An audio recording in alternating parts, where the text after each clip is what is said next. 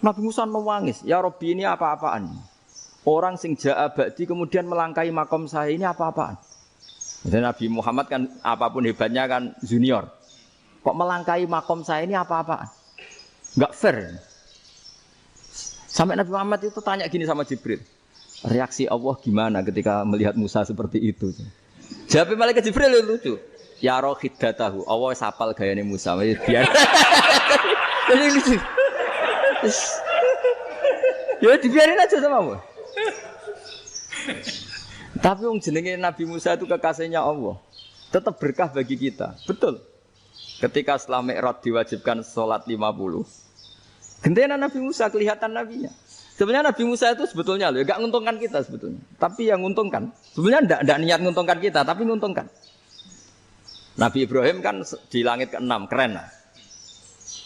Konti dong ketemu Allah ngeten-ngeten kan salat 50. Karena Nabi Ibrahim terkenal Nabi baik enggak bantah. Bareng Nabi Musa. Kenapa diceluk pangeran? Kula kan salat ping 50. Inna ummataka la tutiku dzalik. Wah, gak kuat umatmu. Serai-rai gak umatmu ora ngarah kuat 50 rokaat. Tapi sebenarnya Nabi Musa itu niatnya bukan membela kita. Fa inna ummati la umatku sing gagah-gagah ra iso meneng umat. Berarti sebetulnya ya itu masih pakai gengsinya gitu. Wes ngono-ngono lah sementing kita untung. Sebetulnya dia itu enggak terima wong umat saya aja yang lebih kuat. Enggak kuat apalagi umatmu. Dan terus sebutin irji ila rabbika fas'alhu takhfif. Itu berarti Allah dengan madzahirul jamal. Sudahlah, datang ke Allah minta keringanan. Allah itu baik. Minta, ambek Allah diringana mau 5 tok, jadi cek 45. Balik Nabi Musa, piro 45, cek ra kuat umat. Wong umatku ora kuat, jadi sebenarnya dia bilang umatku ora kuat. Lho cara Nabi Muhammad model wong Malang, yo beda umatku mbek umatmu. Ribet kan? Itu. Lho Nabi Muhammad kan enggak seperti itu kan? Enggak punya akhlak Malang kan, akhlak. Maksudnya akhlaknya mujur itu, enggak akhlak yang baik gitu. Ya, akhlak yang mujur bukan yang Malang gitu. Mano, atau diambungkan Nabi Muhammad. Tanya Saudawa malah orang-orang diambung kalau Sauda itu kan istiwa itu. Lucunya istrinya jawab. Tanya Aisyah yang mungkin Nabi. Iya, yang mungkin tanya Aisyah. Itu yang usul ya istrinya Nabi Maimunah. Selalu Aisyah. Tanya Mbak Aisyah. Ya Amirul ya Ummul Mukminin gini-gini. Aisyah yang cantik masih perawan kan. Qabbalani Rasulullah bahwa Nabi biasa ngambung-ngambung pas Ramadan dan beliau tetap puasa. Akhirnya fakih ngarang kan wa takbil fi Ramadan wa tublah la tubtilu shauma ngambung ora. Iku udah biasa di sini. Ya nasi bojone ayu. Nah ini artinya seasik itu gitu. Jadi garwane Nabi sing ngrasa rodok tuwa. Wah, aku ora tau.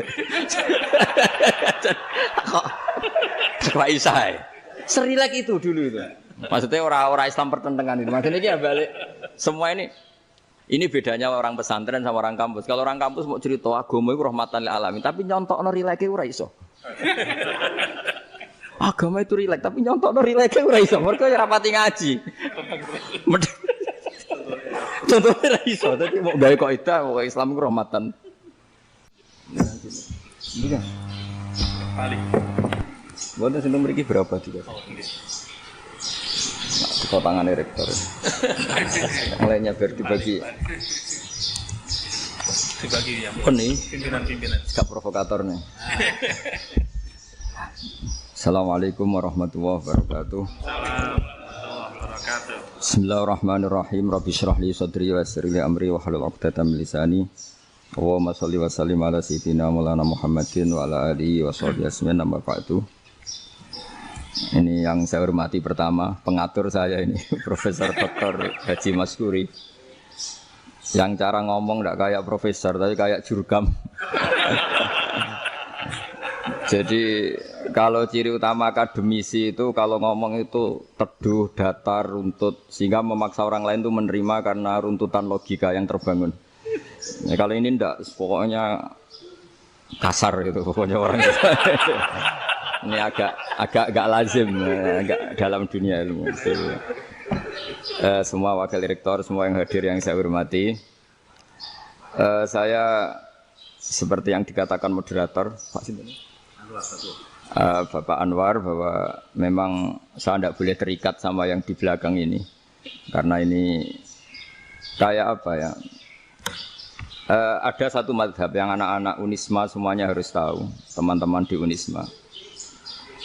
Menjelaskan itu tidak lebih baik.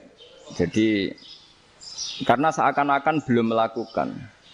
Indonesia itu dulu kedatangan Islam itu tidak pernah dipertentangkan antara Islam dan negara. Sehingga diskusi itu sudah salah karena para wali itu tidak pernah mempertentangkan Islam dan keindonesiaan atau kebinekaan. Satu, bahwa para wali itu misinya dakwah. Di mana-mana dakwah itu pasti ketemu yang berbeda. Mulai beda agama, beda pilihan madhab, beda tradisi, beda kultur. Jadi itu tidak perlu dipertentangkan, tapi malah itu jadi lahan dakwah. Sehingga kita-kita ini kalau diminta diskusi hubungan negara dan agama, malah bingung. Memangnya kenapa? Itu seperti dulu zaman P4, saya punya kawan di Jogja, teman saya nulis tafsir Profesor Zaini, itu pernah zaman Pak Erto disuruh sosialisasi P4 di Papua. Apa hubungan Pancasila dan UUD 45? Itu orang Papua jawab, hubungannya baik-baik saja Pak. Jadi yang unik itu ketika disuruh baca Pancasila. 1. Pancasila. 2. Ketuhanan yang Maha Esa. Nah, akhirnya 6 kan? Kenapa Pancasila jadi 6? Yang unik itu ketika ditanya. Ini saya melihat langsung di TV 7 itu. Indonesiaku ini. Ada anak-anak kecil ditanya. Bendera ini milik siapa? Bendera merah putih itu. Jawabannya apa? Milik sekolahan Pak aja. Karena memang milik sekolahan. Itu yang tanya itu kaget. Milik sekolahan Pak. Nah tentang tema ini mohon dibaca ini langsung start ya, langsung serius karena tadi sudah kayak jurkam tadi ini yang langsung khas ilmuwan. Ini sebagai penghormatan saya pada Unisma ini khas keilmuan. Imam Zuhri adalah gurunya Imam Malik. Ya saya ulang lagi ya, Imam Zuhri adalah gurunya Imam Malik. Halaman 29. Ini langsung start saya baca halaman 29. Dan ini terutama yang para punggawa-punggawa ini. Saya baca ya. Ini teks tidak ada yang saya rubah, memang persis seperti ini. Bismillahirrahmanirrahim. Yaqulu Zuhri, ini gurunya Imam Malik. Fama futiha fil islami fathun qablahu kana a'zama minhu. Innama kanal qitalu haitsul taqon nasu. Falam makanatil hudnatu wa wadu'atil harbu wa amanan nasu ba'duhum ba'da wal taqaw fatafawadu fil hadits wal munaza'ah. Falam yaklim ahadun bil islami yaqilu syai'an illa dakhala fihi. Walaqad dakhalataini kasanaten mithlu man kana fil islam qabla dzalika wa aktsar. Terus ini ngomongnya harus santai, enggak boleh provokatif. Begini, kita tahu dalam perdamaian Hudaybiyah itu poin-poinnya itu semuanya merugikan Islam. Di antaranya adalah jika yang Islam masuk kafir harus dibiarkan karena berarti masuk ke habitat asli. Karena Nabi sebelum jadi Nabi komunitas pokok itu kafir, sehingga kalau Islam masuk kafir kembali ke habitat. Tapi kalau Islam masuk kafir, kafir masuk Islam itu harus dikembalikan. Karena dianggap bid'ah. Maka kalau kamu dituduh bid'ah itu tenang saja dulu. Nabi itu ya dituduh ji'ta bidinin muhdas. Kamu datang dengan agama yang baru. Cuma agak diteruskan wa kullu muhdasatin bid'ah wa kullu bid'atin dalalah. Jadi orang-orang kafir dulu kalau ngomentari Nabi ji'ta bidinin muhdas. Kamu datang dengan agama yang apa? Baru. Nabi nurut. Semua perjanjian yang merugikan Islam itu Nabi nurut. Tapi Nabi hanya minta satu hal, jangan ada perang 10 tahun. Dan orang boleh seminar, boleh diskusi tentang Islam. Ya ini dengerin betul ini. Jadi saya tidak akan provokatif, ini pakai logika. Nanti bisa dipakai disertasi doktor. Tapi saya minta orang boleh diskusi, boleh seminar tentang Islam. Akhirnya saat itu juga ada orang yang masuk Islam di depan tulisan itu belum kering istilahnya. Datang ke situ namanya Abu Jandal bin Suhail bin Amr. Itu datang ke Nabi, ya Rasulullah saya ini mau masuk Islam. Kata orang-orang kafir, ini pertama Muhammad, kamu komitmen enggak sama perjanjian? Kalau kamu komitmen harus kamu kembalikan. Nabi bilang, ya Abu Jandal kamu kembali ke mereka, ke habitat mereka, yaitu menjadi kafir. Di komunitas kafir maksudnya. Akhirnya nangis.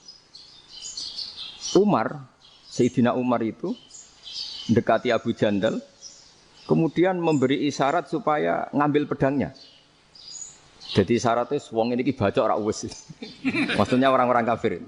Tapi Abu Jandal enggak mau. Singkat cerita akhirnya kembali ke komunitas kafir. Tapi yang dikatakan Imam Zuhri cara analisis. Ini enggak bisa pakai provokatif, harus pakai analisis. Innama kanal qitalu haitsul taqon nasu. Yang namanya perang itu menjadikan orang enggak berpikir jernih. Ini poin yang diambil oleh Rasulullah. Kalau dibahasakan Nabi curi kesempatan, maksud Nabi dikatakan mencuri, meskipun itu hanya bahasa ya. Enggak mungkin lah kita bahasakan seperti itu. Saya ulang lagi ya. Kenapa ada perang berkesinambungan? Sampai tahun ke-8 Hijriah. Mulai tahun kedua ada perang Badar, sampai tahun 8 Hijriah itu perang terus.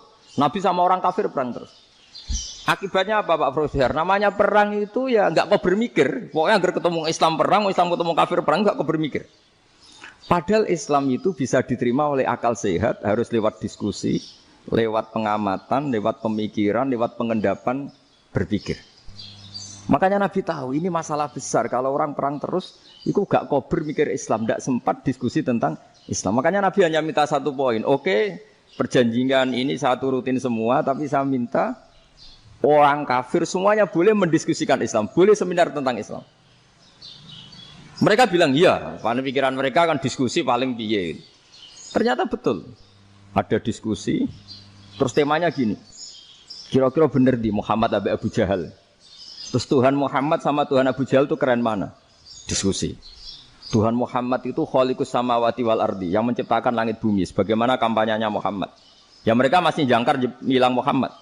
Kalau Tuhan kita, ya berhala itu yang kita bikin, yang kadang rusak, yang kadang kudanan, terus lemutan, pokoknya terus diskusi. Kita kok bener pengirannya Muhammad. Terus Muhammad Abu Jahal. Mulai dhisik Muhammad itu ora tau bodoh nih. Mulai dulu Muhammad tuh gak pernah bohong. Abu Jahal, waduh, wis bodoh nih ngongkonan. Wis ribet kan? Dan semua diskusi itu mengarah ke kebenaran Islam. Akhirnya ngomong kafir sing tokoh-tokoh cara Jawa yo.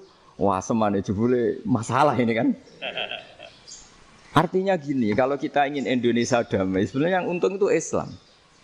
Karena Tuhan yang menciptakan langit dan bumi tentu gak akan diperbandingkan atau akan dikalahkan oleh Tuhan yang lahirnya saja sudah di bumi.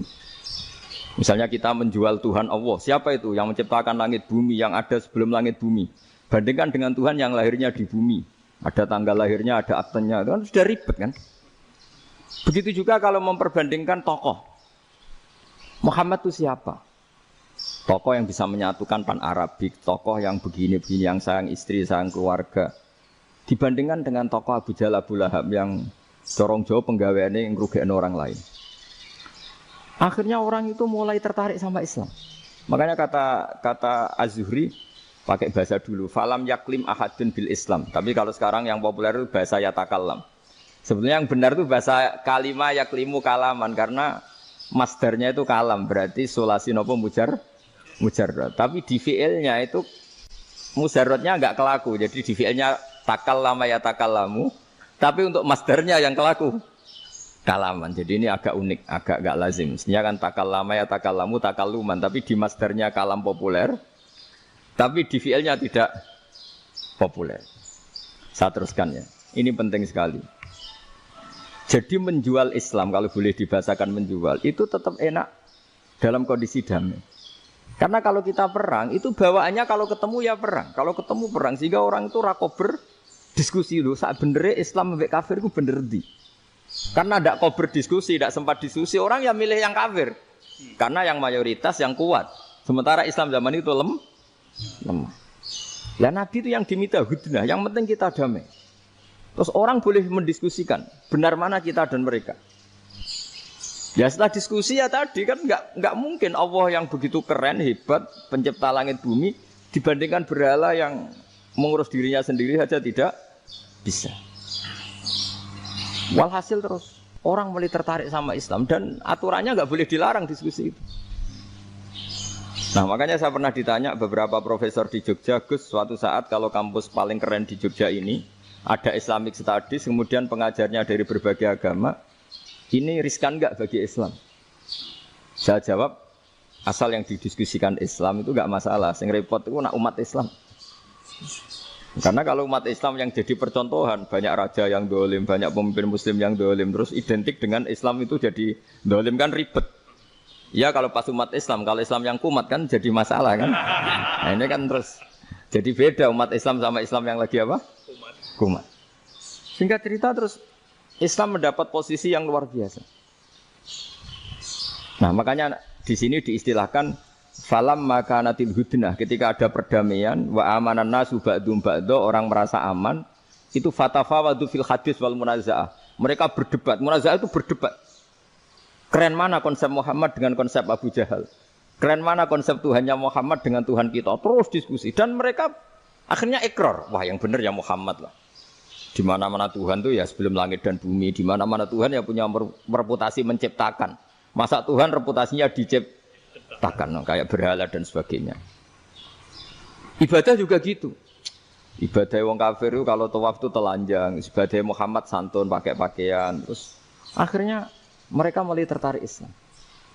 Sehingga saya lihat di beberapa tafsir, saya memang tidak akan ngomong yang tidak serius, ngergani Unisma ben sawangane pemikir serius. Di Quran itu sampean lihat di tafsir Tobari itu ada ayat bal naqdhifu bil haqqi 'alal batil fayadmaghuhu fa idza huwa zahid.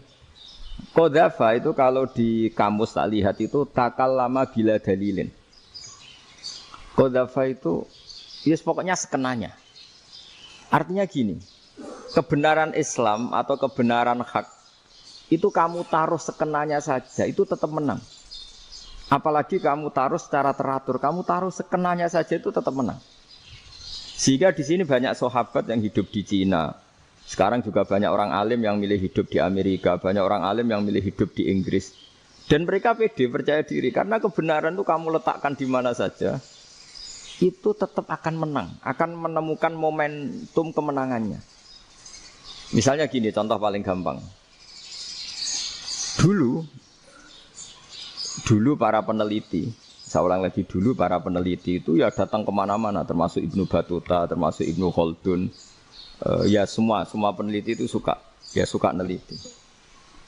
Setelah diteliti, Quran itu satu-satunya kitab suci yang membicarakan sains, misalnya tentang falak, tentang astronomi, tentang asal-usul kejadian manusia, kejadian makhluk. Juga bicara tentang geografi, geologis, semuanya. Sementara kitab lain hanya cerita tentang mawaid wal hikam wal ibar. Jadi diteliti kayak apa, pada akhirnya hak ini yang menang. Bal naqdhifu bil haqqi 'alal batil fayadmaghu fa idza huwa zahid.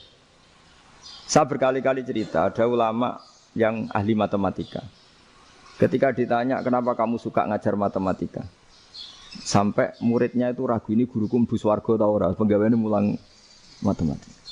Tapi para muridnya bermimpi bahwa Imam Amudi itu disuruh ngajar para malaikat. Dan itu pede betul dia. Kata Allah, ini ulama saya yang iman kepada saya setingkat iman kamu. Dari malaikat itu tidak mungkin Gusti kita menyaksikan langsung engkau sementara ini di bumi, enggak menyaksikan jenengan. Kenapa bisa sepede dan seyakin itu? Akhirnya Imam Mudi disuruh ngajarin matematika. Jadi Anda kalau profesor itu nanti harus sempat ngajari malaikat, itu baru benar-benar profesor. Jadi nanti di akhirat ngajari siapa? Malaikat. Jadi ada seminar yang melibatkan banyak malaikat, narasumbernya itu seorang profesor. Itu ketika kenapa engkau begitu yakin kalau Allah itu Tuhan dan Allah itu Al-Wahidus Shomad.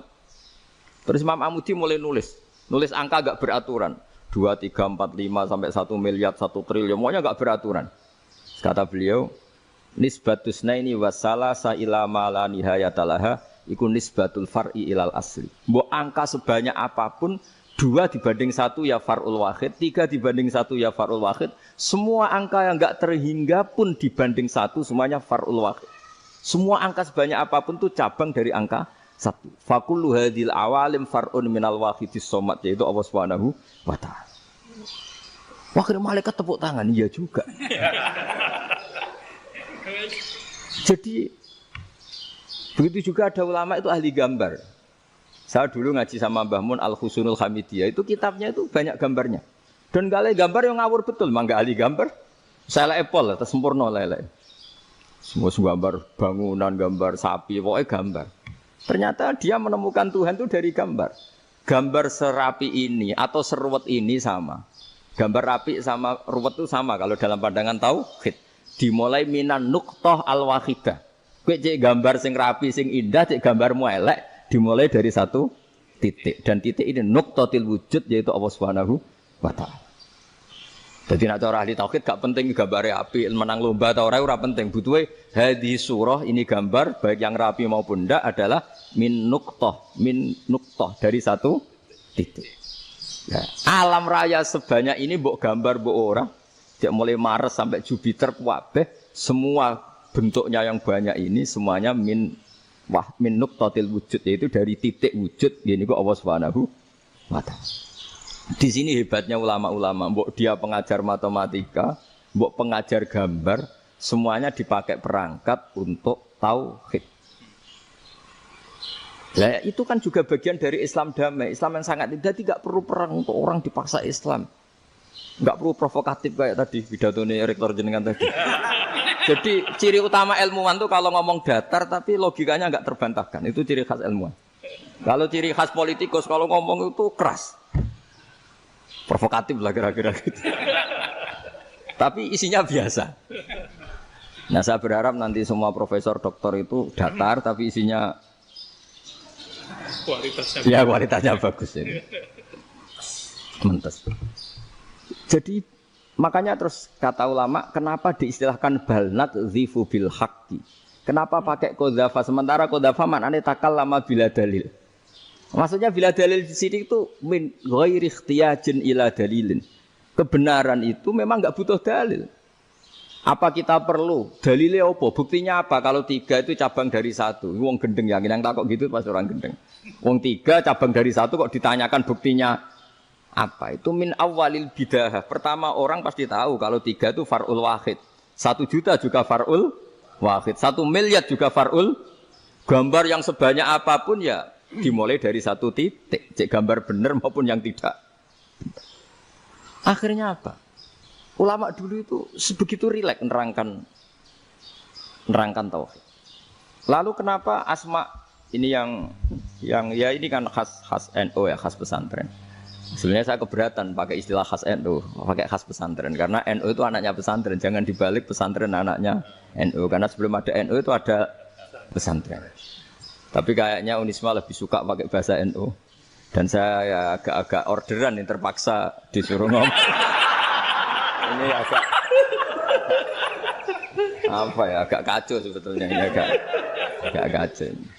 Jadi NU itu sama pesantren itu tua pesantren. Jadi NU dilahirkan pesantren bukan dibalik.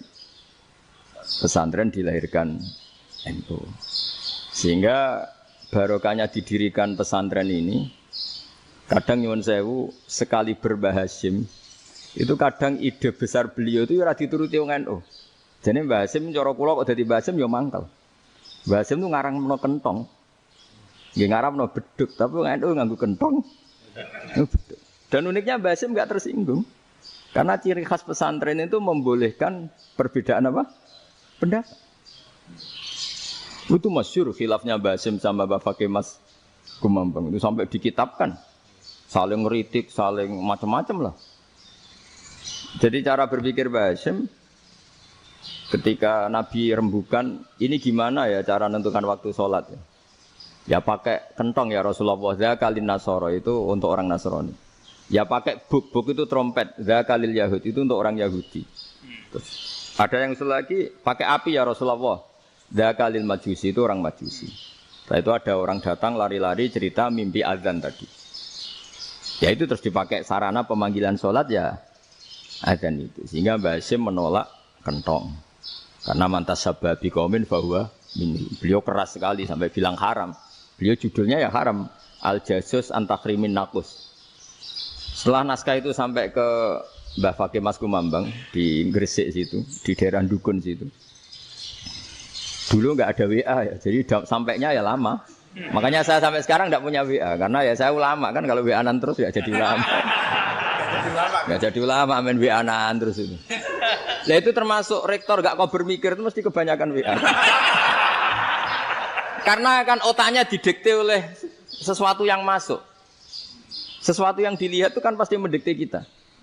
Beda kalau yang enggak WA-an kan mikir apa kita yang menentukan. Kalau WA-an kan kita ditentukan.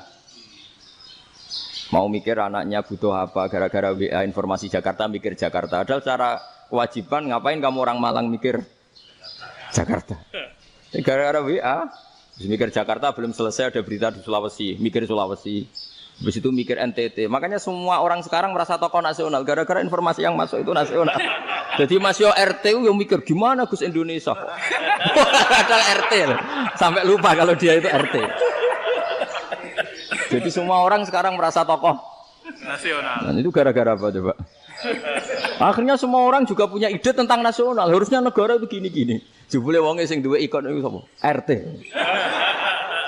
Ribet kan? Saya teruskan, setelah naskah itu sampai ke Kiai Fakih Mas Kumambang, beliau itu marah besar. Ini harus dilawan, dan saya bukan karena benci Mbah Hasyim. Beliau teman saya ketika ngaji Kiai Mahfud di Mekah. Jadi Mbah Fakih dan Kiai Hasyim itu teman ketika ngaji di Mekah. Secara ngelawan tuh lucu. Lucu. Gak ilmiah, tapi gak ilmiah wong alim tetap ilmiah. Di mana-mana serupa itu tidak sama. Ya kalau mungkin zaman Nabi di Madinah itu, zaman itu, kentong itu identik dengan milik Nasrani. Di Indonesia beda. Pos kampling ya kentong. Kebakaran ya kentong. Wae sarapan orang di LP ya pakai kentong. Jadi tidak ada jaminan kalau kentongan itu identik dengan Nasrani. Lalu haramnya di mana? Yang di mana-mana tasabuh itu identik. Ini tidak identik. Mulai masalah kan? Mulai masalah. Jadi beliau gaya judul Hazruus. Hazruus itu kepala bergeleng-geleng. Sekarangan kok ngene. Jadi sekarangan kok provokatif gitu. Nah, dan itu Mbah Hasyim ya hormat Mbah Fakih hormat Mbah Hasyim. Saya sendiri secara pribadi itu lebih suka pendapat Mbah Hasyim sebetulnya. Karena bagi saya sholat itu sakral, ya sudahlah kalau sakral ya dipanggil dengan sesuatu yang sakral yaitu kalimat thayyibah adzan. Tapi saya tidak akan bilang kalau kentongan itu haram. Karena kalau haram alasannya mirip orang Nasrani. Sementara pos kampling ya pakai kentong, ada banjir ya kentong, ada kebakaran ya kentong. Jadi tidak identik untuk misa atau untuk sholat ala Nasrani. Tapi itu dulu ya rileks saja, dua beliau itu ya saling menghormati, padahal saling kritik. Dan dulu ulama yang beda madhab, itu ya saling menghormati. Imam Syafi'i itu kalau sholat di kawasan Masjid Abi Hanifah ya tidak kunut. Ketika ditanya, kenapa kamu tidak kunut? Sementara engkau berpendapat kunut itu sunat. Ikroman di hadal madhab, saya sangat menghormati madhab. Imam Ahmad bin Hanbal itu berpendapat kalau orang pakai bekam, pakai iftisot atau hijamah itu batal sholatnya. Sementara Imam Syafi'i mengatakan tidak batal apa sholatnya atau wudunya tidak batal. Tapi Imam Ahmad itu ditanya, apa kamu makmum Syafi'i? Bagaimana mungkin saya tidak makmum sama wali kutub seperti Imam Syafi'i? Padahal menurut keyakinan Imam Ahmad ini sholatnya batal. Ini habis ikhtijar udah wudu. Tapi tetap saja beliau. Karena perbedaan pendapat di furu' itu lazim. Ya orang boleh berdebat. Ketika Unisma datangkan saya, itu saking senengnya kiai, saking sombongnya sampai ngatur kiai. Kan nggak pernah bisa diperdebatkan. Itu kan orang boleh debat kan. Itu saking angkuhnya apa saking senengnya kan nggak jelas kan. Kan dan orang boleh setuju pendapat saya, yaitu ngatur kiai itu haram. Setuju juga Pak Rektor, ekspresi mahabbah itu ya macam-macam. Dulu sahabat ya gitu. Sahabat itu ada yang nggak kenal wajahnya Nabi sama sekali sampai akhir hayatnya. Ketika ditanya, "Loh kamu itu sahabat kok nggak tahu wajahnya Nabi?" "Saya tidak pernah berani memandang Nabi karena ijlalan Nabi. Terlalu menghormati saya sehingga tidak berani memandang wajahnya." Ada sahabat yang penggawaannya dulu wajah Nabi sampai bisa nyifati alfiu faminunil hajib sampai bisa nyifati detail karena dulu wajah Nabi itu ibadah. Ada seorang wali ditanya, "Kalau kamu di surga ingin enggak melihat Allah?" "Enggak." Loh, tapi semua orang ingin melihat Allah. "Unazzihu dzalikal jamal an-nadhari misli." Ben gak elek-elek Allah tak delok terima aku. Wong ra jelas. Berarti kok delok pengiran. Banyak. Jadi justru tapi karena saking takzimnya. Enggak lah, mosok sak aku kok. Makanya saya berkali-kali cerita. Menurut kesepakatan ulama, soft awal itu paling baik. Tapi banyak juga wali yang kalau sholat itu di belakang. Koyok paling bener yang kok ngarep gitu. Lu bayangkan misalnya kamu semangat di soft awal di masjid haram, jebule sholatnya salah. Itu dari malaikat gayane kok ngarep, jebule ra roh. Iku di sini-sini wong. Jebule bodoh gitu. Gayane kok ngarep jebule. Coba orang kalau sowan Mbah Mun yang berani di depan itu kan ya ketuanya atau jubirnya kan. Yang merasa ndak pati pinter-pinter kan mesti di pojokan. Artinya sudut pandang seperti itu ya sah saja, apa? Sah saja. Makanya banyak sahabat yang jarang sowan Nabi, alasannya takut ganggu Nabi. Banyak yang sering sowan Nabi, alasannya seneng Nabi. Yang sowan ya seneng Nabi, yang enggak sowan alasannya seneng. Lu Nabi itu tokoh, punya keluarga, punya anak. Kalau saya sering sowan berarti sering ganggu. Yang sering sowan dia alasan ini khazanah kita harus istifadah. Jadi zaman dulu dia biasa dua sahabat, yang satu milih mahabbah itu milih sering sowan, yang satu juga mahabbah milih tidak sering. Karena pertanyaannya bisa dibalik kan. Sering sowan apa sering ganggu coba. Nabi Abedar, "Assalamualaikum." Nabi nimang cucunya, "Assalamualaikum." Ayo bener yang sowan apa bener yang enggak kalau seperti itu. Akhirnya terus diatur sedemikian rupa oleh Quran. Walau annahum sabaru hatta takhruja ilaihim lakana khairal lahum. Jadi sahabat kalau mau sowan Nabi ya nunggu di Sufah. Kalau Nabi keluar berarti milik publik. Sekali masuk ke dalam, tidak ada berapa yang berani sowan. La tadkhulu buyutan Nabi illa ayyudzana lakum. Kalau soal sampai masuk dalam harus nunggu dipanggil. Karena sekali Nabi masuk dalam itu milik privat keluarga, milik istrinya, milik cucunya, milik keluarganya. Dan Nabi sekali keluar ke ruang itu berarti milik publik. Itu terus jalan tengah. Karena kalau langsung masuk, bayangkan saya itu sering menyaksikan. Mbah Mun habis ngaji 2,5 jam ngaji Jalalain.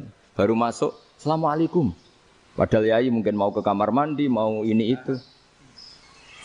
Jadi dulu itu Quran sangat modern. Sebelum ada dokter ngatur tamu, rektor ngatur tamu itu Islam sudah modern. Dia kan gak fair kan? Misalnya saya ke Unisma harus janjian pakai ini. Terus kalau misalnya ke sini selonang-selonang kan lucu kan, mentang-mentang kiai terus juga sowan-sowanan selonang-selonang. Padahal kalau kita mau ke mereka pakai protokol. Sering tidak fair dunia ini, tapi karena aku kiai ra oleh gelo ya sudah. Akhirnya saya memutuskan gak gampang kemana-mana karena itu. Saya sering didatangi ajudannya menteri, "Gus, mau ada tamu dari Jakarta tanggal ini. Mesti saya bilang, mereka milih tanggal yang mereka kosong. Kok tidak mikir apa itu kosong? Tak jawab enggak lah, sebelum diatur bahasanya dan tawaduknya. Gitu.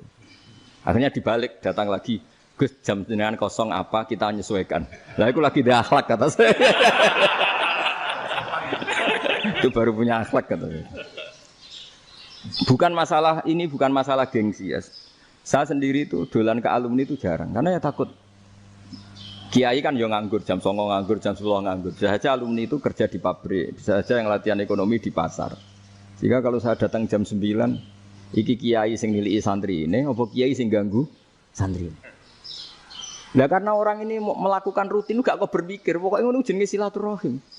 Mau nyerah kok berpikir, padahal kalau diangen-angen ini kiai yang nilai santri ini, apa kiai yang ganggu santri ini karena datang di jam kerja. Nah, bayangkan kalau kebenaran dulu itu dikawal oleh satu peradaban perang. Jadi Nabi sesuai diangen-angen Pak Nabi. Perang Badar menang Nabi, perang Uhud menang wong kafir, perang ini gonta-ganti. Apapun itu yang penting satu kesimpulannya, cara Rasulullah kesimpulannya satu. Orang tidak kober mikir kebenaran secara mengendapkan pikiran dengan pikiran jernih. Maka hebatnya Nabi ketika perjanjian, pokoknya saya minta enggak ada perang. Dan orang yang boleh mendiskusikan Islam. Itu luar biasa idenya Nabi. Karena bawaan perang itu wong kan enggak kok bermikir. Ibarat seorang misalnya senang satu perempuan, ketemu rivalnya langsung perang kan enggak mikir. Tapi kalau kau bermikir, dia ngenangen cawe wedok iku ora seneng aku. Untungnya apa untuk wong ayu ora seneng, malah mau loro hati. Terus sudahlah, buruan dialihkan kemana kan gitu. Itu nak mau amen WA nan tukaran lewat SMS atau tarung langsung ora kau bermikir. Tapi kalau kau bermikir, akhirnya berpikir nih. Perempuan tadi sebenarnya yang disenangi siapa? Oke, ternyata senang Pak Erik. Sudah kita ngalah. Karena tidak ada nikmatnya kan menikahi perempuan yang sama sekali tidak mencintai kita. Tapi kalau nak kau berpikir pokoknya diprovokasi, wah gue kalah mbek A, gue kalah mbek B. Pikirannya kan, ojo sampai kalah. Bareng wis menang ternyata ada masalah. Nah bayangkan Islam itu seperti itu dulu, dipertarungkan. Wong Islam itu dinu aklin, agama yang diterima dengan akal sehat. Tapi sekarang ukurannya perang. Yang menang berarti benar, yang menang benar. Kan terus jadi repot. Dan itu Nabi tidak ingin, makanya Nabi ingin sudah lah, nggak ada perang. Nah makanya kata Imam Zuhri, fathul Islam terbaik adalah orang boleh diskusi tentang Islam dan tidak ada perang. Lagi-lagi penting, tidak perang itu penting, silmun itu penting, perdamaian itu. Setelah tidak ada perang, akhirnya fatafawadu fil hadis wal munaza'ah, orang boleh diskusi apa saja, termasuk boleh adu polemik. Konsep satu Tuhan dan Tuhan banyak diperdebatkan. Akhirnya Nabi secara rileks bisa menjelaskan, Muhammad, urusan kita banyak. Kalau Tuhannya satu tidak cukup, Tuhan harus banyak untuk menyelesaikan berbagai urusan. Ada Tuhan bagi rektorat, bagi macam-macam kan. Ada Tuhan untuk ngurusi utang, ngurusi BPKB, macam-macam. Terus kata Rasulullah, enak saja Nabi jawabnya. Ya kalau kamu punya majikan banyak, perintahnya beda-beda. Kamu mangkel enggak, bingung enggak? Ya susah, Mat. Kalau majikannya banyak, perintahnya beda-beda, kita jadi repot. Senang mana? Senang majikan satu. Ya sudah, Tuhanmu itu majikan kamu. Kalau Tuhannya banyak, perintahnya macam-macam. Kamu yang repot. Akhirnya, sudah Mat, Tuhannya satu aja. Nah, itu ya barokahnya diskusi tadi. Barokahnya enggak perang. Darabawahu masalah rojulan fihi syuraka'u mutasyakisuna wa rojulan salamal lirojul. Hal yastawiyani masalah. Terus alhamdulillah. Jadi orang yang paling kafir pun saat itu taslim. Nah ini kembali ke kalimat la ilaha illallah. Saya tidak perlu provokatif, pasti teori saya itu benar. Bukan saya bilang benar itu karena sombong, enggak. Ini sesuai teks. Misalnya begini. Benar enggak kelompok takfiri yang suka ngafirkan orang lain? Itu pasti tidak benar. Logikanya gampang. Orang yang kafir 70 tahun saja dengan melafadzkan la ilaha illallah menjadi muslim. Masa dengan kalimat yang sama yang muslim menjadi kafir? Itu logikanya kan enggak ketemu. Orang kafir 70 tahun untuk menjadi muslim disuruh baca apa? La ilaha illallah. Tapi gara-gara baca la ilaha illallah nyekel patok jadi kafir. Pertanyaannya, loh ini kalimat apa? Kalimat untuk mengkafirkan apa kalimat untuk mengislamkan? Karena yang kafir dengan kalimat itu menjadi Islam, ternyata yang Islam dengan kalimat itu menjadi kafir. Itu ketemu enggak cara logika itu kan enggak ketemu kan? Makanya cara pikirannya Abul Hasan As-Sadzili, dan saya setuju pikiran itu. Istighfar ini boleh orang Jawa Timur protes karena kadang beda manhaj, tapi jangan protes saya, protes Abul Hasan As-Sadzili, kualat mesti sampean. Ketua Torekoh napa? Sadziliyah. Cara madzhab Sadzili dan Anda boleh berbeda madzhab, mencari khasnya wong kampus iki wani beda. Beda kapasitas lah, pokoknya butuhnya beda. Dan ketok pinter, ketok kritis tuh. Cara madzhab Abul Hasan As-Sadzili itu gini Pak Rektor. Jadi istighfar itu baik. Tapi ba'da kamali tauhid, setelah tauhidnya itu benar. Alasan beliau masuk akal. Ketika ada ayat fa'alam annahu la ilaha illallah wastaghfir li dzambik. Bihadil kalimah. Jadi orang boleh istighfar setelah tauhidnya benar. Alasannya Abul Hasan As-Sadzili begini. Qul lil ladzina kafaru iyantahu yughfar lahum ma qad salaf. Katakan kepada mereka yang kafir, sekali mereka tidak kafir, maka otomatis dosanya masa lalu diampuni. Pertanyaannya, yang bisa menghentikan kekafiran itu kalimat apa? La ilaha illallah. Dengan hanya melafadzkan la ilaha illallah Muhammadur Rasulullah, langsung yufar lahum ma qad salaf, langsung dosanya diampuni. Berarti yang menjadi pengampun dosa lah, penyebab pengampunan itu apa? La ilaha illallah. Itu bahkan orang kafir belum istighfar. Di ayat itu kan Allah enggak mensyaratkan setelah la ilaha illallah istighfar baru diampuni enggak. Asal la ilaha illallah langsung yufar lahum maqad salah.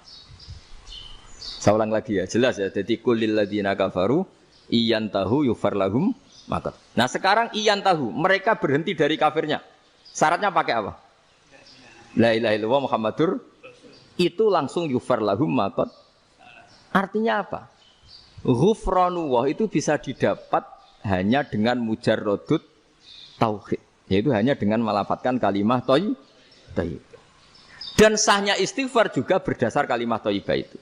Misalnya gini, orang kafir sebelum Islam melafadzkan astaghfirullah, astaghfirullah, astaghfirullah, kira-kira diterima enggak? Enggak kan? Karena syaratnya istighfar ba'dat tauhid. Nah, makanya dalam adab Sadili istighfar itu setelah la ilaha illallah.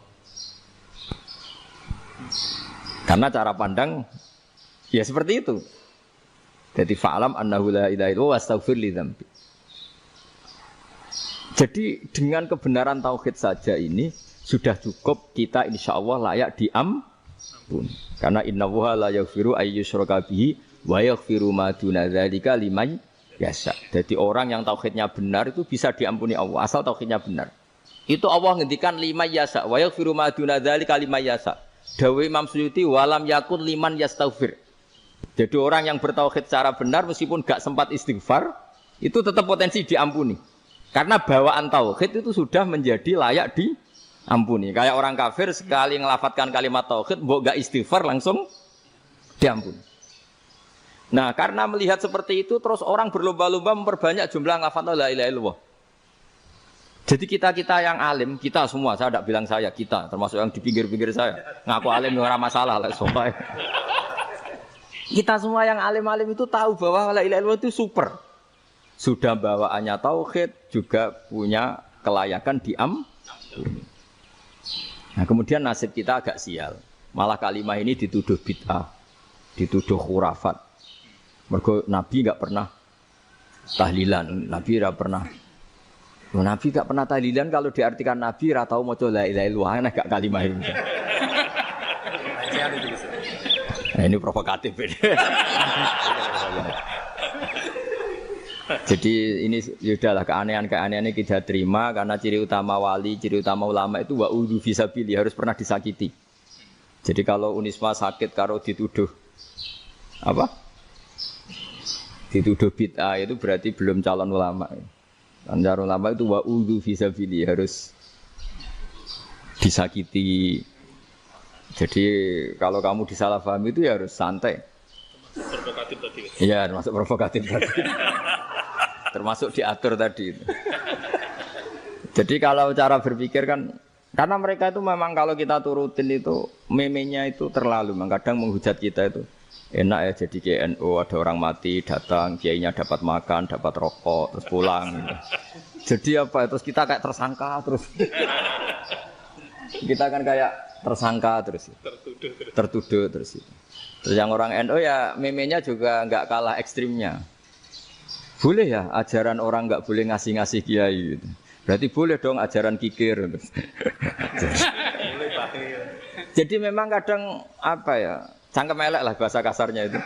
Itu memang kadang lebih mengenakan kalau kita datang ke acara mayat kan dapat makan, dapat minum. Kalau yang sohibul bed rokok ya dapat rokok. Kalau kiainya dapat wajib, kadang 20.000, kadang 50.000. Terus memenya itu kok setega itu ya ada orang meninggal kok malah kita makan-makan. Seakan-akan kan kultur ini biadab kan gitu. Tapi yang orang NU kebalikan bales. Oh ternyata nggak boleh ya mayat disodakoi. Ternyata nggak boleh ya orang dermawan. Berarti Islam membolehkan medit ya gitu. Model ini kan. Tak angen-angen itu luwih mandi timbang takbir ya kan. Karena ini kan memicu emosi kan. Memicu apa? Emosi. Nah, tapi saya kalau disuruh bela mana itu tidak ada yang saya bela. Ya seorang sudahlah kalau mau nganggur saja sudah itu sudah. Ya tapi itu memang apa ya? Itu khazanah Islam. Ada yang kritik, ada yang enggak. Ya itu memang khazanah. Ya biasa aja kalau saya biasa. Karena dulu ulama itu sudut pandangnya itu ya seperti itu. Ada yang ulama suka ibadah itu sholat, ada yang milih tidur. Sampai Imam Ghazali bilang suatu saat ibadah terbaik di zaman akhir itu tidur kan. Sholat saja kalah sama tidur kan. Tapi itu loh ya, yang wajib tetap loh, terus kamu gak sholat wajib. Begini beliau mencontohkan itu. Ada orang sholat tahajud terus obsesinya itu ingin hajatnya terkabulkan. Sementara yang tidur obsesinya nikmati rahmatnya Allah, boleh tidur, bisa tidur. Kata Imam Ghazali, timbang kita tahajud terus nuntut pangeran aduk turu katanya. Mergo engko dia akibat terus setan memberi bisikan, "Lho nyatanya kamu tahajud ya gak terkabul." Berarti cerita bahwa Nabi ngendikan kalau doa tahajud mustajab enggak. Daripada ngono ki aduk turu ora tau donga. Timbang abri-abri Islam katanya, timbang elek-elekin apa? Islam. Jadi ulama itu mulai dulu itu sudah berpikir. Banyak orang menjadikan tahajud, sholat malam itu media untuk hajatnya. Dan kalau nggak kesampaian ini mutung.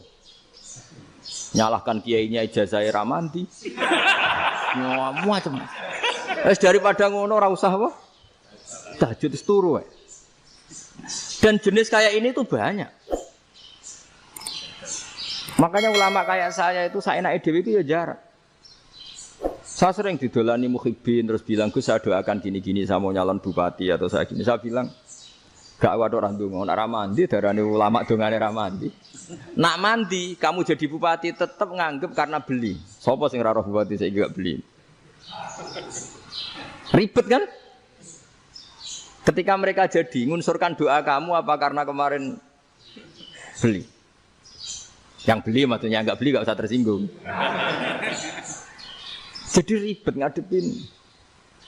Nggak artinya gini loh, boyo doa itu jangan dipakai begitu loh. Kalau minta nasihat, tak nasihati jadi bupati yang baik, gubernur yang. Kalau minta doa itu resikonya. Akhirnya gigi kalau diminta doa ya doa, sebenarnya diisinya itu nggak doa kemenangan. Selamat. Itu nggak selamat gitu. Karena ribet. Makanya Islam itu doa itu setelah iman. Aturan iman benar baru doa. Aturan iman benar termasuk Allah itu yaf'alu ma yasha, boleh melakukan yang dikehendaki. Allah enggak boleh terdikte oleh doa kita, enggak boleh. Ya saya ulang lagi ya, madzhab Hasan Asyadzili ini khas kita. Jadi la ilaha illallah itu didahulukan sebelum istighfar. Tapi kebalikannya madzhab Imam Sanusi itu dibalik. La ilaha illallah itu kalimat yang sakral. Karena yang sakral dibutuhkan muqaddimah, yaitu yang melafadzkan harus yang sudah bersih, yang sudah steril baru melafadzkan la ilaha illallah. Maka dalam madzhab Sanusiyah istighfar dulu baru la ilaha illallah. Nah, dalam madzhab Abu Hasan Asyadzili kebalikan, istighfar itu sah setelah sahnya tauhid. Kamu ikut mana tuh? Asyadzili apa Sanusiyah? Alhamdulillah sama-sama tidak paham ya sudah. Akhirnya sudah. Iya, saya enggak kemana-mana kan gitu. Jadi apa ya? Terus ini saya teruskan ini biar khas pesantren atau khas NU lah, kalau bahasa Pak Rektor khas NU. Ini Ben sampean tahu beberapa perbedaan itu lazim. Halaman 24. Ya, halaman 24 sama 25. Tak baca, ini masih orisinil. An Sufyan bin Uyainah, ini juga gurunya Imam Syafi'i. Kata Sufyan bin Uyainah, beliau cerita, kana Isa wa Yahya alaihi salam ya'tiyanil qaryah. Fayas'alu Isa an syirari ahliha. Wa yas'alu Yahya an khiyari ahliha. Jadi Nabi Isa dan Nabi Yahya itu satu generasi, sama-sama masih muda. Kalau di satu kampung yang Nabi Yahya tanya, ini keluarga terbaik siapa? Saya mau nginap di situ. Karena kumpul orang baik itu nyaman. Kalau Nabi Isa kebalikan, keluarga terburuk mana ya? Saya tak di situ. Nah terus akhirnya faqala lahu Yahya, lima tanzilu ala syirarin nas. Kenapa kalau kamu bermalam kok malah kumpul orang-orang yang nakal? Innama ana tabibun udawil mardo. Saya ini nabi barat dokter. Di mana-mana dokter yang ngumpuli yang sakit, ngobati yang sakit. Makanya di NU itu ya banyak Kiai Jazab mengumpuli yang nakal-nakal. Nak tepak yang ngentas yang nakal, nak ora tepak ya katut. Ini adu nyali lah sudah gitu.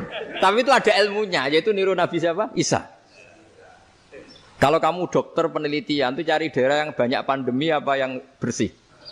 Yang banyak pandemi, karena yang namanya penelitian ya di situ kan. Kalau kamu dakwah ngentas kemiskinan, ke daerah miskin apa daerah kaya? Nah sama, kalau ngentas kefasikan, ke daerah fasik apa daerah orang soleh? Fasik. Ya, tapi itu Nabi Isa. Nah kalau kamu tidak Nabi kan potensinya kan. Tapi setidaknya bahwa kita sering disalahkan karena punya beberapa tokoh yang ngancani fasek-fasek. Itu sebenarnya ada dalilnya, yaitu Nabi siapa? Isa. Nah terus masalah tegas dan lunak. Ketika ada mahasiswa misalnya pacaran, boncengan lanang dan perempuan. Itu pilihan kita apa?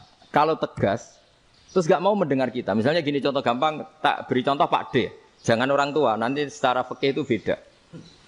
Nah ini kan kita orang pesantren, nah, biasa ngaji fikih detail. Kamu Pak D seorang perempuan, mahasiswi misalnya, sering pacaran. Setiap ke situ sama pacarnya kamu diam saja. Padahal kamu dosen keislaman. Mesti pamanaan kamu nyimpulkan, ternyata pacaran itu tidak apa-apa. Buktinya Pak D itu tidak negur, menengahi. Ini berarti as-sukut alal mungkar. Tapi kebalikannya, Pak D ini terkenal keras. Nak rono mesti ada aku ponaan. Akhirnya yura rono. Mesti ngerti nak mesti diamuk. Nah, dua orang ini sama-sama gagal kan? Yang lunak menjadikan ponaannya pacaran terus karena enggak negur sehingga dikira membolehkan. Sing keras juga enggak sempat bina wong rono era wani. Akhirnya dua orang ini sama-sama enggak ketemu, sama-sama enggak berkesempatan membina kan? Gagal membina kan? Karena yang keras ponaannya enggak pernah situ, berarti enggak bisa bina kan? Yang lunak membiarkan berarti juga ada bina. Nah Islam itu antara dua itu. Ya agak terlalu lunak, enggak terlalu keras. Karena kalau terlalu keras, misalnya ada kiai terlalu keras. Loh masyarakat mau tanya itu gimana? Lari kan? Loh saya ini punya pengalaman pribadi. Saya ini kan kecelok orang alim. Itu kalau pernah ya saya itu berusaha ya pokoknya ya umumnya orang alim lah. Tenang, terus anteng, enggak gejlok-gejlokan. Itu enggak ada yang tanya. Saya mimpi ketemu beberapa ulama itu disalahkan. Terus umat saya kalau mau tanya itu ke siapa? Wong alim wis wibawa, meneng tambah banget wibawane. Bala Quran sering gojlok rektor macam-macam. Terus wong wanita kok. Saya biasa ke pasar pandangan dicegot orang. Gus, putri saya itu sering keluar darah tapi melebihi batas haid gini-gini. Kalau badhe sowan jenengan, enggak usah sowan ning kene mbek ngadeg-ngadegan. Terus tanya, yang haid berapa hari, Gus? Ya supaya rudat ilal adat. Adat sebelum dia punya penyakit istighadah itu berapa? 6 hari ya sudah, kembali 6 hari lainnya mustahadah, tetap sholat, tetap normal. Tapi kalau saya wibawa, moro pasar go tasbih duwilu. Iku mesti wong salaman njaluk donga yakin. Tapi baru kayak rada uraan ketemu wong-wong. Dol ning ndi? Mak ning ndi? Gus beneran Gus ketemu jenengan kula wingi badhe tuwa kok. Hanya tanya. Jadi uraanku itu amdan. Lho nek sampean asli, iki asli uraan. Karena ndak uraan lah tetap ndak wibawa kan. Jadi baru kayak uraan itu ya banyak. Saya itu kalau ngantor di Jogja itu banyak orang yang tanya. Ya biasa tuh tanya macam-macam. Karena saya uraan. Ke pasar ya orang, bahkan di bis sering ketemu orang. Wah beneran Gus kalau badhe sowan jenengan badhe tanya ini. Ya sudah di sini aja. Jadi semua itu diilmukan. Nah, Nabi itu punya sisi yang dua-duanya jalan. Memang beliau luar biasa, dipilih Allah yang luar biasa. Nabi ketika wibawa itu banyak sahabat yang bahkan mengenali wajahnya aja tidak bisa. Ka'anna ala ru'usihim at-tayr. Bayangannya seakan-akan di kepalanya itu ada burung yang takut terbang. Saking antengnya. Tapi Nabi sekali mengeluarkan job, sekali santai, itu sahabat tanya itu sampai yang enggak pantas ditanyakan. Nabi saya tadi kumpul istri saya, tapi tidak inzal itu wajib mandi tidak. Aro'aita law anna ahadana ya'ti imro'atahu walam yunzil. Itu ya ditanyakan. Nabi pun kumpul itu betul sakit inzal sepundi. Guys betul lagi. Terus ya ada yang tanya macam-macam. Ya saking ada sahabat dipanggil Nabi tambah lari, dipanggil lagi tambah lari. Pas jenengan nyeluk, oh pas kula kumpul bojo kula. Lah kula kuwatir jenengan orang suci, saya belum mandi, makanya saya lari. Nabi ngendikan innamal mukmin thahir, ya nak masalah ketemu kiai ra apa-apa ijek junub. Sementing kok nak salat kados sik. Tapi Nabi sekali pakai mazahirul jalal, tapi pakai wibawanya, itu orang enggak berani ngomong. Tapi sekali Nabi rileks, itu orang bisa tanya apa saja, termasuk halal yang enggak pantas. Lalu ada sahabat itu tanya lucu, tanya Maimunah. Maimunah itu ya cantik tapi sudah agak tua lah. Maimunah, ya umal mukminin, hukumnya ngambung bojo pas Ramadan ubi. Wah gak roh aku, gak tahu diambung kan Nabi pas Ramadan. Tanya Saudah, wah malah orang arah diambung kalau Saudah itu kan. Wis tuwa itu. Lucunya istrinya jawab. Tanya Aisyah yang mungkin Nabi. Iya, yang mungkin tanya Aisyah. Itu yang usul ya istrinya Nabi Maimunah. Selalu Aisyah. Tanya Mbak Aisyah. Ya Amirul ya Ummul Mukminin gini-gini. Wah, Aisyah yang cantik masih perawan kan. Qabbalani Rasulullah bahwa Nabi biasa ngambung-ngambung pas Ramadan dan beliau tetap puasa. Akhirnya fakih ngarang kan wa takbil fi Ramadan wa tublah la tubtilu shauma ngambung ora. Iku udah biasa di sini. Ya nasi bojone ayu. Ndak ini artinya seasik itu gitu. Jadi garwane Nabi sing ngrasa serodok tuwa. Wah, aku ora tahu. Kok Aisyah. Serilek itu dulu itu. Maksudnya orang Islam pertentangan itu. Maksudnya dia balik semua ini bedanya orang pesantren sama orang kampus. Kalau orang kampus mau cerita agama itu rahmatan lil alamin, tapi nyontokno rileke ora iso. Agama itu rilek, tapi nyontokno rileke ora iso. Mergo ora pati ngaji. Contohnya ora iso, tapi mau gawe kaidah mau Islam itu rahmatan. Jadi Nabi itu lah, Allah juga gitu. Allah itu kalau sudah memperlihatkan madzahirul jalal, itu mbok malaikat Jibril rawani. Ketika Allah dengan madzahirul jalal. Tapi kalau Allah dengan madzahirul jamal, madzahirul apa? Jamal. Iku yo gojol-gojol kan ambek makhluke gojol. Yo buli-bulian cara sakniki. Ya sampean delok ning hadis syafaat itu, akhiru man dakhalal jannah atau akhiru man kharaja minan nar itu di beberapa judul. Ada seorang rojul yang ahli neraka ya, dintas mbek pangeran terus ditudono swarga. Gusti, swarga, ngiler tok ora wong wayu, roh wis ngiler tok. Ngerjaluk Gusti mosok roh tok ora oleh mlebu. Jarimu asal mlebu metu kon neraka ora jaluk-jaluk meneh. Sumpah lho ya, gak jaluk apa-apa meneh. Mboten Gusti. Sekali saya keluar dari neraka ndak akan minta apa-apa lagi. Wis. Wallahi, la as'alu ghairah. Mesti ghairah khoslah, ghairah tilkal khoslah. Ya niku pokoke selain keluar dari neraka saya ndak akan minta lagi. Didono swarga wong do kelon seru wibet kan. Sing bojone elek kan dendam dadi ning swarga iku. Swarga iku wis macam-macam. Gusti mosok roh tok ora oleh mlebu. Jarine ra janji ra njaluk meneh. Akhire ya wis didelokno neraka. Jadi pangeran jawabe gampang didelokno neraka. Roh neraka begitu menyakitkan, begitu ngeri. Sudah Gusti saya tidak minta surga. Sementing enggak masuk neraka. Rabbana srif anna adzab jahannam. Setelah lama itu diadepno swarga njuk mlebu swarga. Terus diadepno neraka. Akhirnya ya sudah. Saiki mlebu swarga gak apa-apa. Iku jawabe lho, atas tazi jenengan nyek kula. Wong karwan ra di swarga kok mlebu swarga. Terus akhirnya mlebu swarga. Kan mlebu swarga tamanna. Sangen-angen sembok jaluk apa? Orang angan-angan yang indah-indah, laka, wa asrotu amsal, ya siku tak turuti, wa asrotu amsalih, lan lipatan ke 10. Jawab wong lanangnya lucu, atas tazi ubi wa anta rabbul alamin. Jenengan pangeran kok ngenyekan, maksudnya karuan aku ramantu. Terus dari pangeran, la astazi ubika, walakinni alama asya'u qadir. Aku gak ngenyek kowe, macam aku pangeran, nuruti kowe iku iso. Jadi Allah sendiri ketika dengan madzahirul jamal, itu malaikat ya ono sing wani bantah. Masyhur itu kan malaikat sing bantah pangeran atas alufia mayusidu via wasfikut. Karena Allah dengan madzahirul jamal. Sing paling masyhur Nabi Musa. Nabi Musa itu ketika Nabi Mi'raj. Nabi Mi'raj itu beliau kira-kira di langit keempat lah yang masyhur atau kelima. Ngelangkahi. Nabi Musa nangis, ya Rabbi ini apa-apaan? Orang sing ja'a ba'di kemudian melangkahi makom saya ini apa-apaan?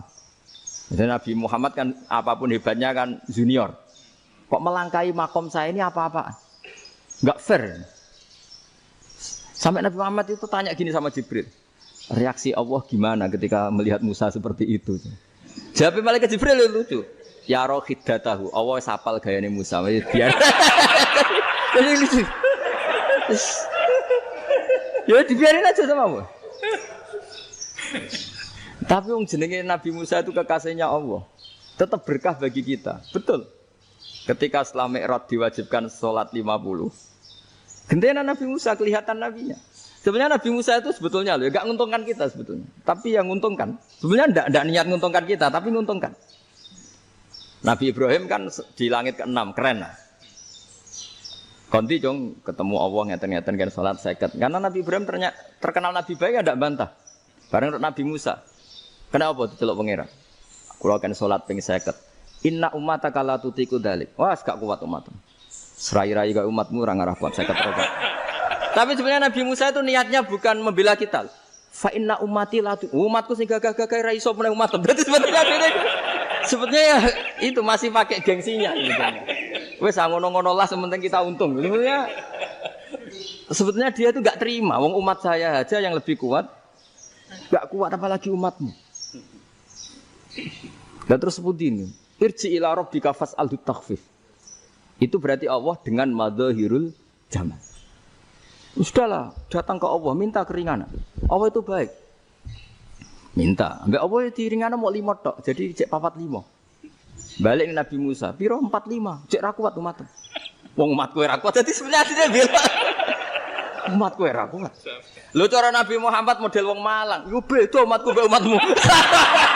Ribet kan? Itu. Loh, Nabi Muhammad kan tidak seperti itu kan? Tidak punya akhlak Malang kan? Akhlak. Maksudnya akhlaknya mujur itu, tidak akhlak yang baik gitu. Ya akhlak yang mujur, bukan yang Malang gitu. Jadi Nabi ya manut. Tinggal 40 kan, dikurangi lagi 35 sampai 9 kali kan? Masyhur itu. Ya kan kalau dikurangi 55 kan berarti turun naik kan? 9 kali. Itu setelah 5 itu Nabi Musa cek usul masih ragu. Itu cara Nabi munggah nentek. Ini entek ya. Terus iya doa tuntas betul. Sebebas. Terus munggah ado-ado lha opo? Ngapain itu? Akhirnya Nabi Muhammad sudah sampun ya kalimah Allah. Saya ini malu sama Allah Musa. Sudah 9 kali dan diturutin terus. Jadi Allah kalau dengan madzahirul jamal itu Nabi Musa biasa nego sama Allah. Tapi ketika Allah dengan madzahirul jalal itu Nabi Musa enggak berani. Yaitu di hadis syafa'ah. Hadis syafa'ah ketika manusia datang ke Nabi Adam, ya tuna Adam. Ya Adam anta abul basar ngene isfa'li lana inda rabbik. Kamu saya minta mensafaati kita. Nabi Musa, Nabi Adam jawab, inna rabbi qad ghadibal yawma ghadaban lam yaghdab qablahu mislah wa la yaghdab ba'dahu mislah. Ini Allah sedang murka besar dan tidak akan murka seperti ini lagi. Sudah saya tidak berani, nafsi. Nabi Ibrahim enggak, termasuk Nabi Musa ketika di itu ya enggak berani. Karena Allah dengan madzahirul jalal. Itu Nabi Musa enggak berani. Sudah saya sendiri itu pernah salah.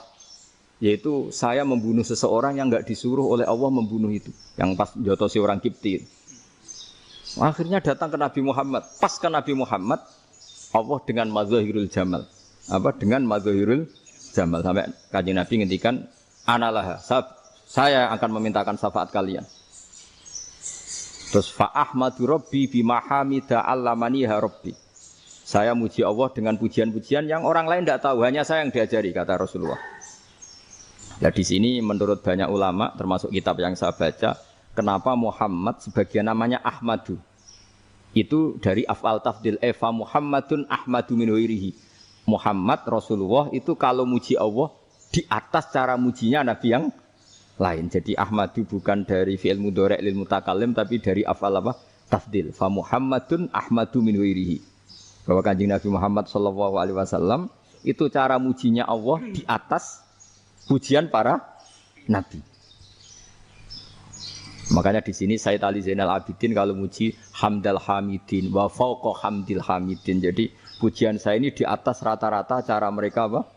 Memuji. Yaitu sirinya apa?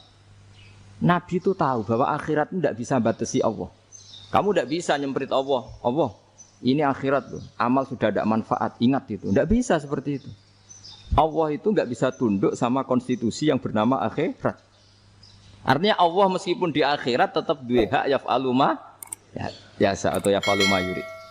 Enggak bisa kamu terus wah ini akhirat amal ra iso dikirim wong mati, amal ra iso dikirim. Yo pangeran kok mbok atur. Kalau kita yang mengirimkan enggak bisa, tapi kalau Allah tetap bisa. Makanya ada kiai mengatakan kodok qadar ra iso dirubah, itu kamu. Makanya ada seorang kiai ditanya, kodok qadar ra iso dirubah sekali dicatat selesai. Jari kiai tadi, tapi nak Allah iso. Dalile apa yang huwa ma yasau wa yusbit. Nak Allah ya iso, sing ra iso kan kita. Nah, Nabi itu tahu betul meskipun akhirat itu Allah masih bisa dinego saking baiknya. Akhirnya Nabi sujud, masyhur itu terus, ya Muhammad irfa' ra'sak wasal tu tok wasatu safa. Semat sirahmu angkat. Kowe yo apa tak turuti. Terus semenjak itu Nabi minta apa? Syafa'. Artinya apa? Ketika Nabi lain berpikir bahwa akhirat ini membatasi amal karena sudah Nabi tahu betul kalau Allah tetap Allah. Yang enggak terbatas kekuasaannya, enggak terbatas rahmatnya juga saat di akhir. Makanya disebut fa Muhammadun Ahmadu min wirihi. Makanya wa mubasyiran bi rasuli ya'ti mim ba'di ismuhu Ahmad. Jadi makanya terus banyak GNU sing macam-macam lah. Sing ana sing potongane wedi terus hati-hati. Niku berarti makome Madhahirul Jalal. Ana sing amen guyon nek makome Madhahirul Jamal. Ana sing ra jelas ngene iki, sing ra jelas. Nak guyu buanter kok nangis yo buanter. Jebule urusan utang. Lah ini sudah yang udah. Jadi makanya yang rileks saja. Sebenarnya agama ini santai, rileks karena agama ini harus bifarohin wasururin. Enggak boleh agama ini dibawa dengan kekerasan, dengan antisosial. Karena agama ini harus kul bi fadlillah bi rahmati fa bidzalika falyafrahu, harus senang, harus rileks. Makanya saya jadi kiai itu senang takutnya gini. Sekali saya tidak senang jadi presiden buruk. Ternyata ada dua ngalim raina itu contohnya. Sampai merengut terus uripe susah. Nanti orang tidak berani jadi orang alim.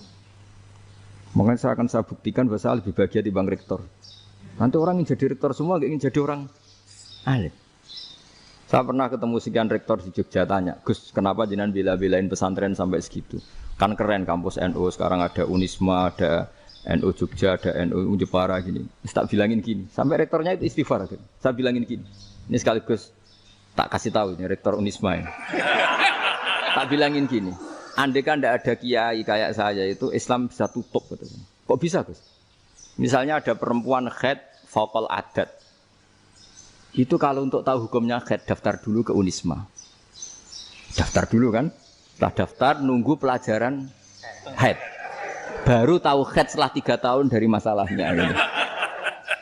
Tapi baru kayak kiai ketemu saya di jalan, Gus anak kula nu haid ngeten-ngeten mboten normal hukumnya piye? Oh hukumnya ngene dibalekno ning adat. Ora usah registrasi, ora usah daftar. Jadi ya harus ada istighfarnya lah. Unisma juga harus istighfar, semuanya harus istighfar. Karena ada sisi yang enggak mewakili kebutuhan Islam. Tapi saya sebagai kiai juga istighfar. Karena fakta hukum mengatakan yang boleh jadi KUA yang jabat, yang boleh kemenak yang punya gelar. Dan ini yang mengawal Islam secara undang-undang karena mereka yang bikin. Nah, karena kiai tidak punya gelar tidak bisa jabat di situ. Saya juga istighfar. Jadi tidak sampai entok yang istighfar. Karena yang kebutuhan ini terwakili yang punya gelar. Tapi yang punya gelar juga harus istighfar tadi. Mosok kepen roh hukum haid dengan ini kuliah se. Ngentek. Itu aja nanti nunggu guru yang pas mata pelajaran itu. Terus kapan dia ini sholatnya? Jawabannya belum ketemu. Tapi baru kayak saya kan ketemu di jalan tanya. Terus saya sering ketemu. Gus saya ini bapak angkat. Mau nikahkan putri saya. Itu gimana itu? Kalau cerita wali sebenarnya anak saya sok. Kalau nggak cerita nggak sah karena saya bapak angkat. Itu banyak. Hanya tak akali ya sudah wali yang sebenarnya taukil pada hakim tanpa diketahui tapi hakikatnya itu taukil hakim. Itu kan tidak gampang. Dan tapi kalau tanyanya di kampus registrasi dulu, daftar dulu, baru tahun berapa ada pelajaran itu? Semester 5 baru tanya. Iya kan?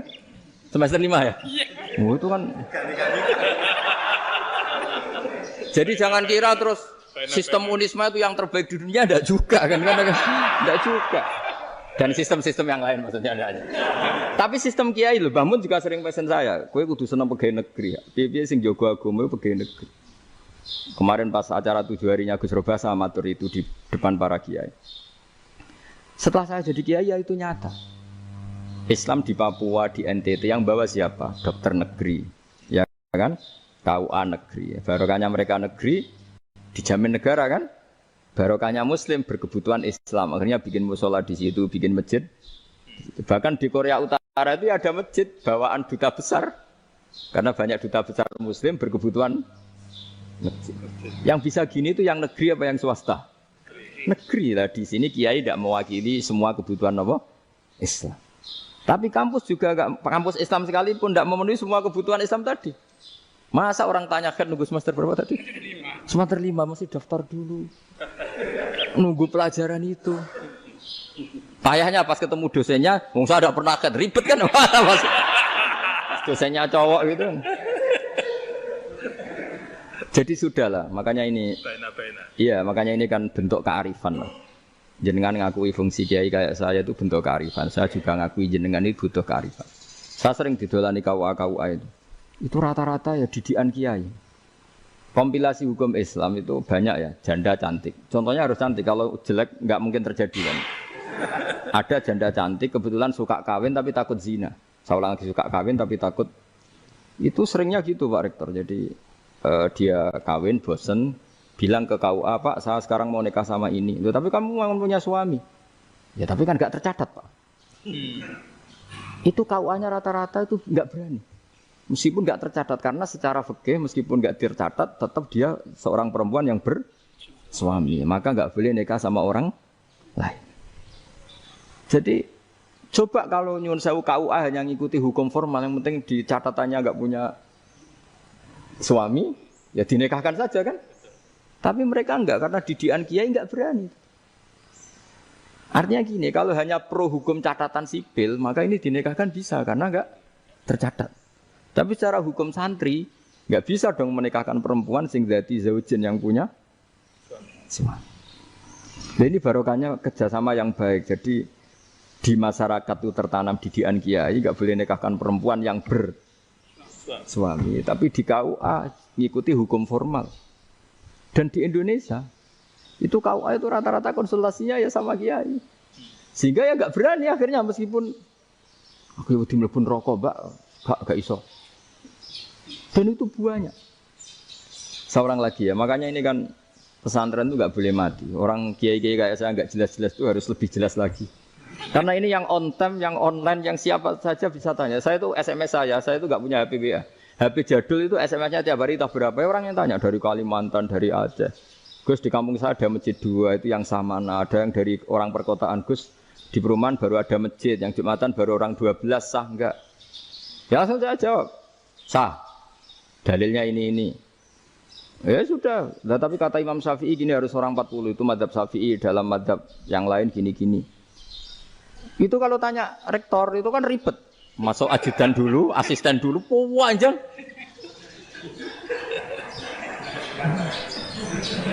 Wah itu kan ribet kan? Memanggil dosen, dekan VAI dipanggil, dekan VAI nggak mau langsung jawab, cari dosen yang nekuni itu. Usul fikih, saya nekuni itu baru seminar, nunggu dulu mbak, ini orangnya baru. Panjang kan? Bisa tutup Islam kalau kesuwen. Coba kalau tanya kiai kan nggak ketemu di jalan. Dulu Mbah Zubair kata Mbah Mun, saya termasuk santri yang diapresiasi Mbah Mun. Dhisik Mbah Zubair yang ngono, anak nong takok pesuan gak oleh. Gak takok ning kene ae. Jangan biasa ditanya orang ngadeg-adegan. Ya alhamdulillah ilmunya cukup, kalau gak cukup ya kok sik. Jadi sebetulnya orang sopan itu ya agak-agak ada yang ditutupi sebetulnya. Mboten prayogi teng dalan nginjang mawon matur. Ya sebetulnya sebenarnya memang ilmunya agak cukup gitu.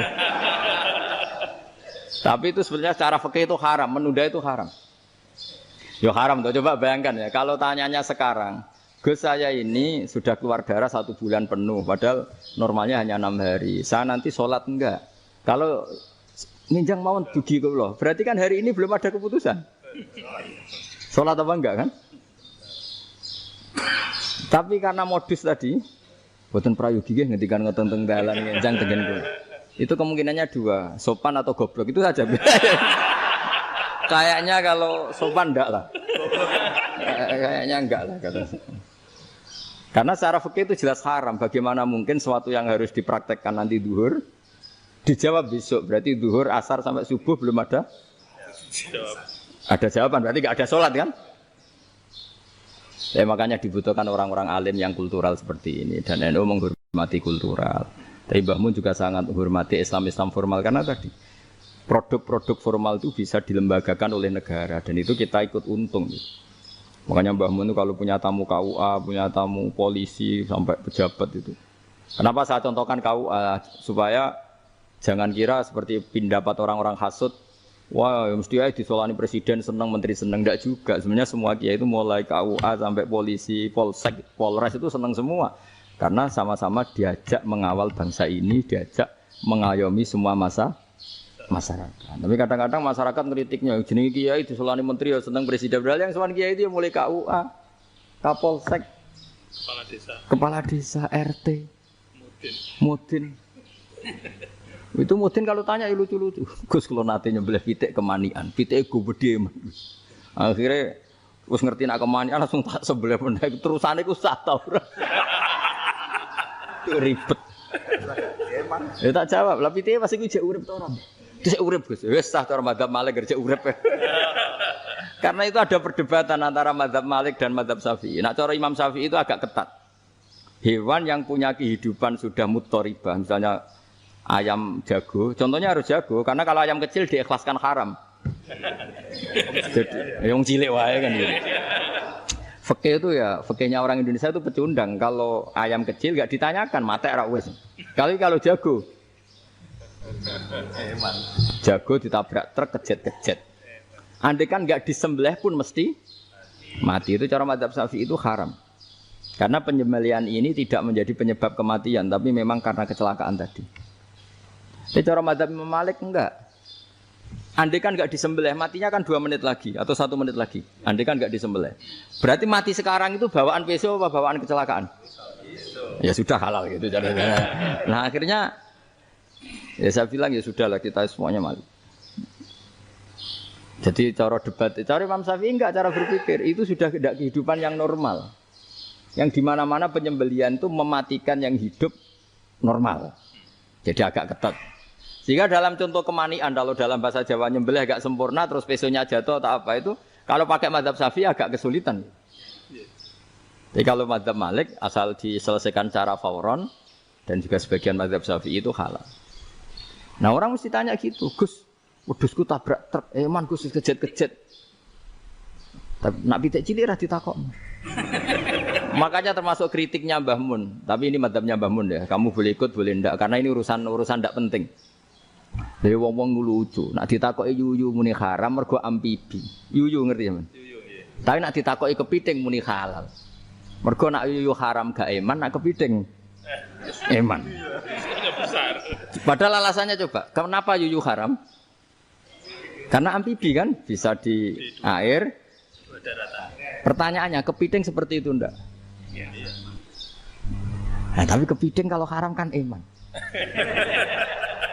Karena besar. Ya? Karena besar kan. Kalau yuyu silakan haram kan gitu. Artinya apa? Fikih kita ya agak-agak pecundang gitu, agak-agak pertimbangan. Iya, ini lucu kan? Kualitatif. Coba alasannya yuyu haram karena apa? Amfibi kan? Hidup 2 alam. Pertanyaannya kepiting seperti itu enggak? Iya. Iya, kenapa? Kalau orang tanya, yuyu haram apa halal? Rata-rata jawab haram. Tapi kalau kepiting mulai khilaf. Loh mestinya kan sama kan? Nah itu karena unsur imannya. Iya tadi. Saya juga sering melihat tonggo-tonggo itu. Ayam cuwilik sakmene ketabrak truk, enggak ada yang tanya. Tapi saya pernah jalan-jalan di Narukan sini. Ono jago ketabrak, sing duwe langsung marani kula. Pas saya naik motor, Gus ini halal apa haram? Nak langsung kula sebelah halal apa haram? Wis kanggo kowe halal, kanggo halal. Karena saya tahu tak jawab haram mesti kecewa itu. Aduh. Kiai ini beratnya kan. Ya akhirnya ya saya setelah itu Fatihah Imam Syafi'i ngapunten ning umat kula nu rahasia mangke madzhab jenengan tuh ndak siap. Mazhab tidak sama. Iya kan, akhirnya pakai madzhabnya Imam Malik tadi. Ya tak Fatihah Imam Syafi'i ini mboten niat nglawan jenengan. Tapi ngobati tiang eman. Mergo pitike besar itu. Jadi ini kan ceritanya itu makanya yang rileks saja lah, bahwa Islam ini yang rileks, yang menyenangkan. Karena ya agama ini harus menyenangkan. Raditu billahi wa rabba. Raditu itu senang banget, ridho itu puas. Enggak boleh beragama pertuntungan terus emosinan, ya marem atau raditu itu marem. Jadi yang nyaman. Ya saya kira demikian. Assalamualaikum warahmatullahi wabarakatuh. Waalaikumsalam warahmatullahi wabarakatuh.